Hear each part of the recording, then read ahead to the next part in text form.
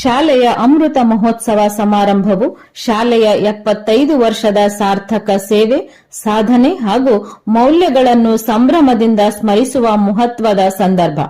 ಈ ಸಮಾರಂಭವು ಕೇವಲ ಆಚರಣೆ ಮಾತ್ರವಲ್ಲ, ಶಾಲೆಯ ಇತಿಹಾಸ, ಪರಂಪರೆ ಮತ್ತು ಭವಿಷ್ಯದ ದೃಷ್ಟಿಯನ್ನು ಒಂದೇ ವೇದಿಕೆಯಲ್ಲಿ ಒಗ್ಗೂಡಿಸುವ ಬೃಹತ್ ಕಾರ್ಯಕ್ರಮವಾಗಿದೆ.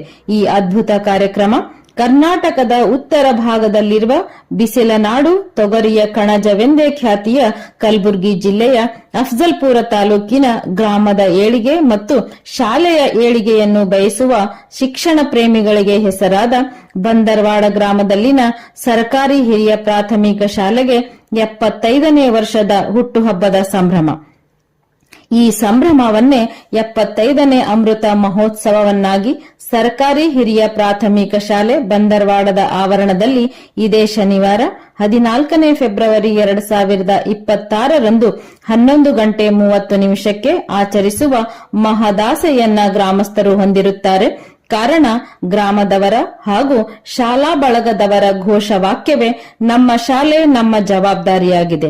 ಹಾಗಾಗಿ ಬಂದು ನೋಡಿ ಒಮ್ಮೆ ಬಂದರವಾಡ ಶಾಲೆ.